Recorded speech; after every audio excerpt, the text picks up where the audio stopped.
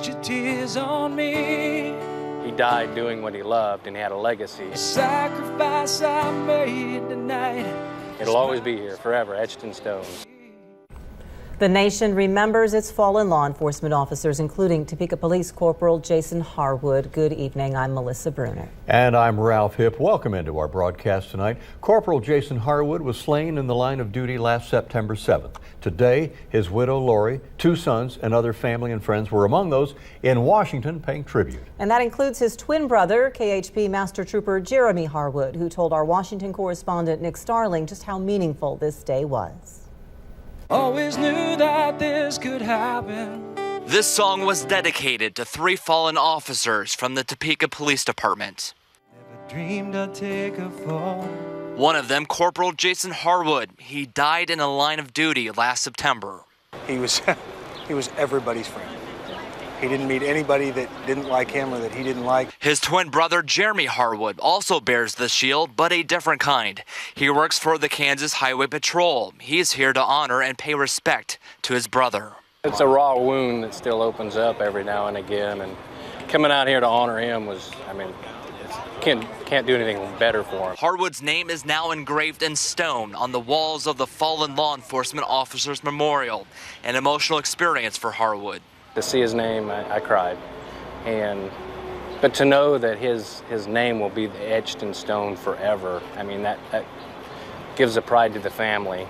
A few feet away from all the names on the memorial is this car door that Corporal Harwood was in when he sustained life-threatening injuries 4 years prior to his death. And there's also a picture of him as well. You know, it's heartbreaking. He went through all that travesty in 2010, made the strives to get back to work. Within, I think it was 6 to 8 months, he was back to work full duty. You know, he broke 11 bones and collapsed 2 lungs and had a concussion. Most people wouldn't have survived what he survived. Which gives Harwood the inspiration to keep wearing his uniform and protect everyday Kansans. I strap on the boots and I go out and do exactly what he did. And if he was here today, he would do it all over again. And say goodbye. Reporting in Washington, Nick Starling, 13 News. Corporal Harwood's name is among more than 20,000 on that memorial wall. The ceremonies today, all part of Police Week. Events wrap up tomorrow with a conference for children and teen survivors to learn about coping with grief. President Obama was among the dignitaries who spoke at today's service.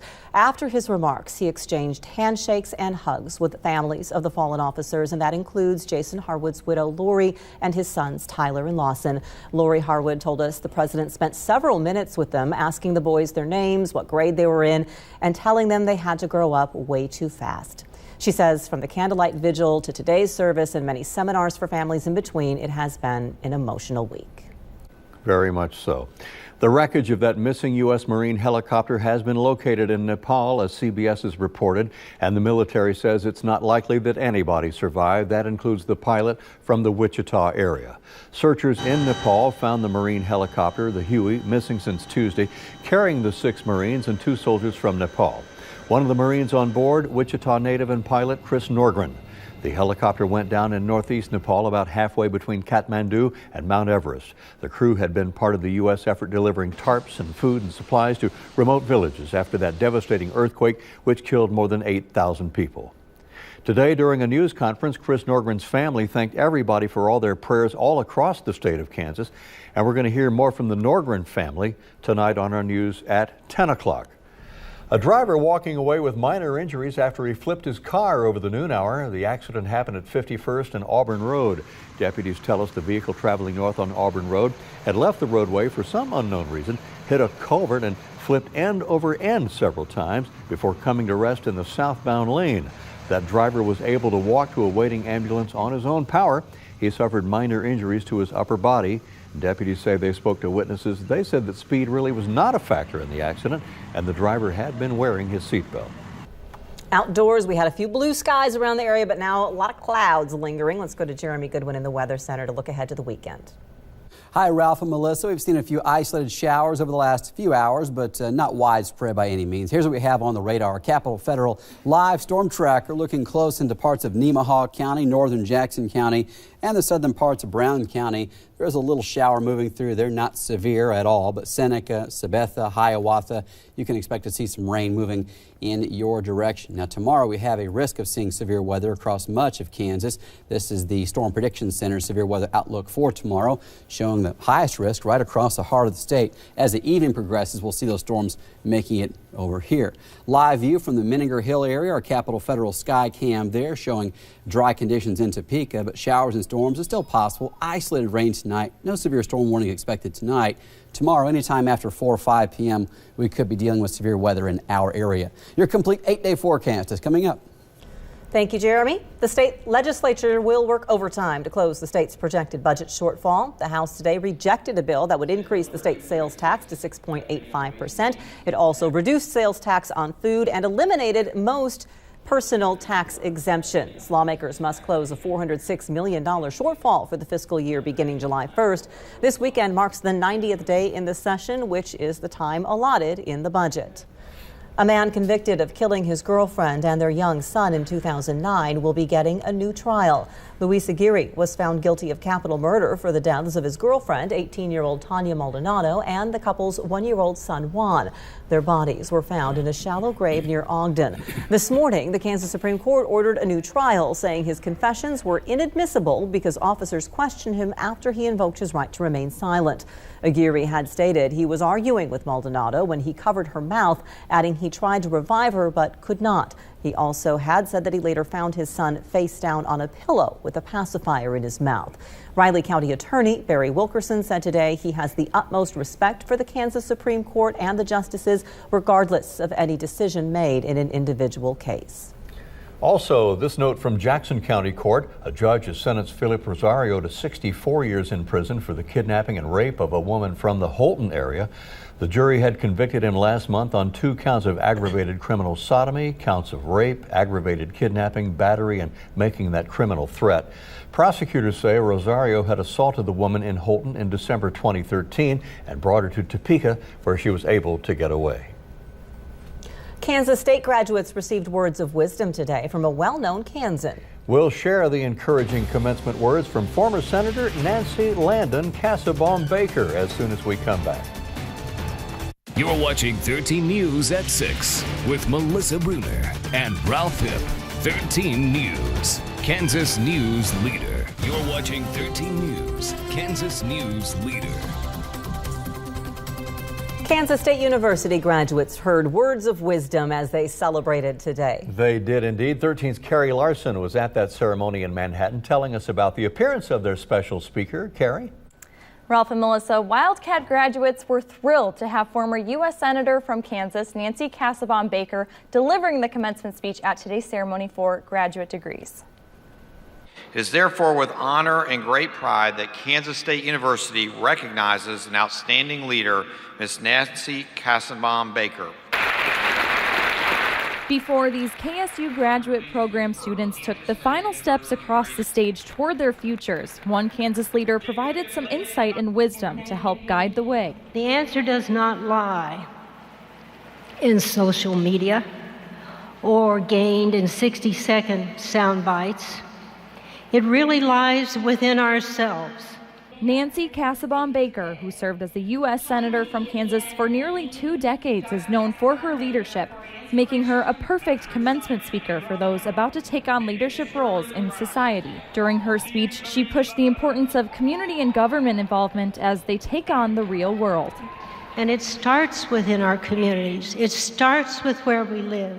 It starts where we're willing to engage ourselves. Recognizing her great leadership throughout her career, KSU honored Casaubon Baker with the honorary doctorate degree, which is one of the highest honors the university can give.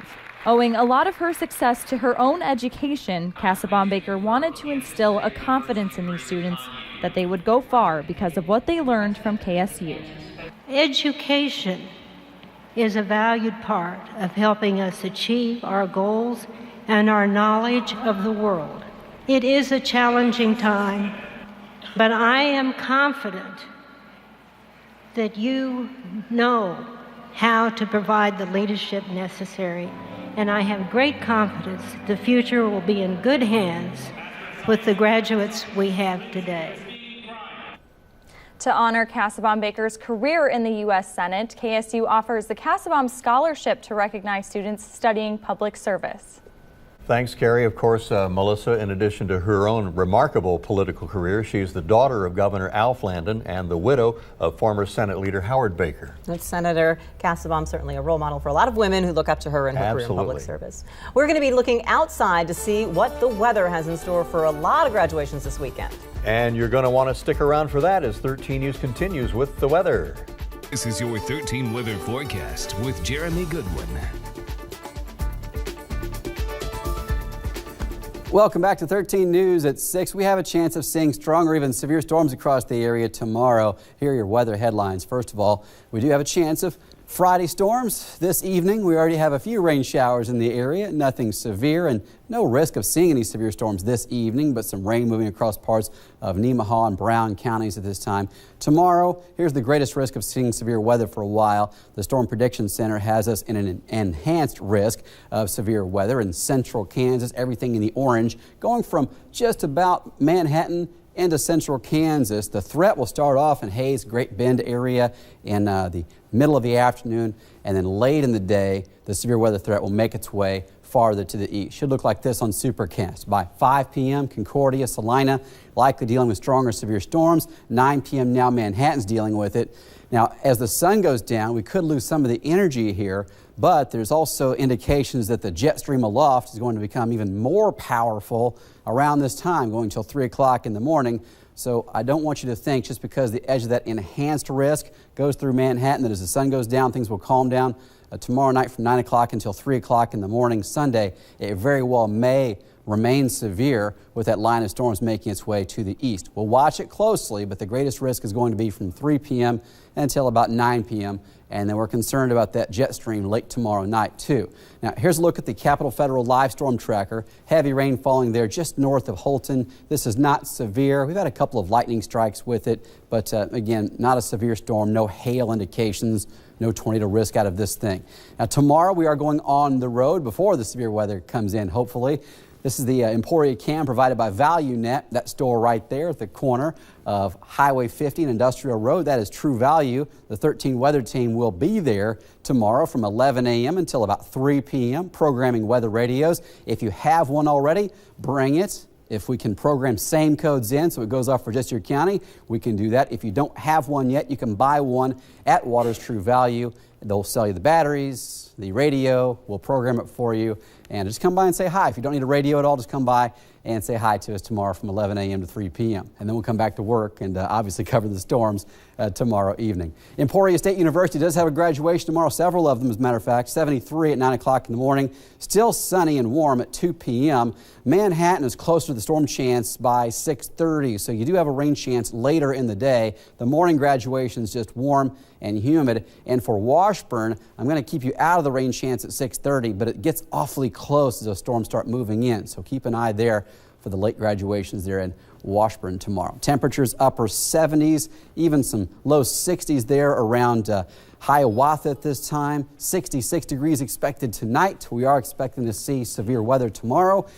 Central Kansas, it's almost a guarantee of seeing severe weather tomorrow. The question is whether or not it can make it as far east as Manhattan, and then after that, Topeka. So severe storms tomorrow to track in central Kansas. They'll be making their way our direction. Hopefully they fizzle. Probably not. Sunday, Monday, and Tuesday look just gorgeous. There you have it. Happy graduation weekend, and that is the forecast. Coming up, the KU Jayhawks softball team. They began their NCAA tournament run today. We'll check on that, and you'll hear from former Kansas Jayhawk Cliff Alexander at the NBA Combine. Next in sports. Team Sports with Chris Lilly. Hello everyone. Former KU Jayhawk Cliff Alexander met with the media at the NBA Combine today. Alexander came into Lawrence with lofty expectations, a top 30 preseason player. Alexander showed flashes of his ability like against Texas Tech when he had 10 points, 4 blocks, and 5 rebounds, getting him the Big 12 Newcomer of the Week. But then things came to a halt when he was held out of the last 8 games of the season due to an NCAA investigation. Alexander on what he wants the NBA to know and if he's ready. I'm still the same player from high school. Ain't nothing changed. I just had a little collapse at Kansas. Feel like the NBA is a lot different than college. College, you playing in the system, playing how your coach wants you to play, and the NBA is just really running and jumping. And there you have it. The Kansas softball team, they started off their NCAA tournament run in Columbia, Missouri today. The rain delayed it for a period of time, but they would get going at University Field, and Daniela Chavez would bring in a run. The big story was Alicia Pilley and what she did once she had the lead. She gave up only 1 hit and 1 walk. She struck out 4 batters and threw 62 strikes in an impressive performance to start the tournament. The Cardinals would threaten a few times, but Kansas would win 1-0, and they'll face the winner of Mizzou and Indiana State. And could we get another matchup from last year of the Border War? We'll see. Also, Emporia State finally got going in their tournament. They would fall 9-2 to Southern Arkansas, the Mule Riders. The Hornets are taking on Henderson State right now in their 12th elimination game in the last 2 years. We'll see if they can keep going. Robert Streb, he would keep going. He would build on his impressive first round yesterday right into round number 2. Streb on the first 9 had 3 birdies. He had 4 birdies total and only 1 bogey on the 16th hole. That would be enough to keep the former K-State Wildcat in first place. Streb shot a 69 today and is currently at 10 under after shooting a 65 yesterday. But he currently has someone sharing that top spot with him. Let's take a look at the leaderboard. Webb Simpson is tied with Streb for first place. Martin Flores and Patrick Rogers tied for third. Gary Woodland had an up and down day, 4 birdies and 3 bogeys. Woodland would finish at -1 for the day, and it tied for 32nd place. Also, Ralph and Melissa, the Kansas City Royals take on the Yankees tonight at 7:10, and the K-State Wildcats in Lawrence for the big series to see who gets to the Big 12 baseball tournament. 2 big series coming up. Chris, thank you. Well, will the weather hold out for all of that tonight? We are going to check back with Jeremy for your storm chances next. Okay, we have a tornado warning just issued close to Netawaka. A confirmed tornado just touched down in the last few moments here. Not sure if this is a land spout situation or what's going on here, but we have a confirmed tornado that's apparently touched down right in this area just east of Netawaka. That's the tornado warning that's in place right now. I'm going to stop this. Actually put on the home mode. We'll zoom back in more closely here. Again, this is close to Netawaka. Moving into parts of Brown County, but that is a tornado warning right now that goes until 6:45 for the extreme northeast part of Jackson County and the southern portions of Brown County. So Mercier, Powhatan, you are in the path of this storm. Again, does have a tornado warning with it going until 6:45 p.m. So we'll have wall-to-wall coverage here on WIBW for the next couple of minutes as this storm moves through. And again, it's a tornado warning that does expire at 6:45. It includes Brown County here in this, and also the northeast corner of Jackson County is included in this tornado warning, again going until 6:45 p.m. So the rotation there is it doesn't show a lot of rotation on the radar. It's been a spotter confirmed tornado. They have seen this tornado apparently touch down there near Netawaka. So at this time we have the tornado warning right there in parts of Jackson and Nemaha counties going until 6:45 p.m. I'm going to bring up another look at the radar here on the GR Level X. I want to see if we have signs of rotation showing up here on the other radar. And here it's going to be, bringing up the MEDO here, the other computer source. Netawaka and Whiting, this area right here, that's going to be a little hook echo showing up on the radar. Not the most impressive hook echo that I've seen, but a spotter did report a tornado. The location just southeast of Netawaka, that would have been just a couple of minutes ago, 6:21 p.m. moving northeast at 15 miles per hour. Weather Service says while it does not look impressive on the radar, a trusted storm spotter does report that they have seen a tornado with this. So again, the tornado warning is in place there for the northeast corner of Jackson County and southern sections of Brown County at this time as well. I'm going to bring up our Facebook wall and see if anyone has sent in any pictures of this tornado. From what I see there on the radar, this is not a heavy rain event that is falling there. This is going to be something that if in fact we did have a tornado with this, it should be readily visible from quite a long distance. But that's the area with the tornado warning, again, for southern Brown County and the extreme northeast parts of Jackson County, going for the next 17 minutes Again, back to the other radar. This, again, is not the most impressive hook echo that I've ever seen, but that doesn't mean it's not capable of producing a tornado. And what you see there, this red box, this is what I've set up on our other radar version here that lets me know that a tornado is not just a warning, but that it's in fact been reported as something that's on the ground. This is the full text of it. I'll go ahead and read this to you. Weather Service saying that northeastern Jackson County, central Brown County, in the tornado warning until 6:45. Confirmed tornado a couple of minutes ago, moving northeast at 15 miles per hour, will affect mainly rural areas of northeastern Jackson and south central Brown counties to the west of Horton. So it looks like this will probably stay west of the town of Horton, not going through any towns there from what I'm seeing on the radar. Okay, let's bring up the other radar and give some intersections and streets that could be affected by this as this thing moves through parts of southern Brown County and also the northeast parts of Jackson County. Again, the tornado warning going until 6:45 p.m. And it's not a possible tornado. It did touch down, apparently. We have reports that this, in fact, did make contact with the ground just a few minutes ago. Zooming in more closely here on this version of the radar, we're going to check out where this thing is going, some of the streets that may be close to it. I'm going to put this on animation mode. And Horton is there in the upper right part of your screen, just barely on the tornado warning. The town of Mercier, you're right there, very close to this as well. These towns should be taking cover right now as the storm is approaching your communities. And a couple of streets here, if we can get these going. And looks like Horton, you're affected by this. The distance on that would be about 6.5 miles southwest of Horton. The town of Mercier, this would be about 6 miles to the south of you at this time. Netawaka, it looks like it's moving away from Netawaka at this time. So the town of Netawaka, it looks like you are most likely not going to be affected by this, other than the fact that it was awfully close to you, at least for a moment. There's 318th Road and V Road. That's very close to where the center of the rotation would be with this. And again, not the most impressive hook echo that we've seen on radar, but that doesn't mean that it certainly can't touch down. And that's what we're looking at is the rotation. Looks like it's right in there. That will be the hook echo itself. And zooming in probably too close on this version, but just looking to see what roads we have in this intersection. So V Road, 318th Road, and 310 Road. Those would be the areas there in the northeastern parts of Jackson County and extreme southern Brown County that would be affected by this tornado warning. Again, this is not Doppler radar indicated. This is a confirmed tornado. A trusted storm spotter from the National Weather Service says they saw this thing on the ground just northeast of Netawaka a few minutes ago.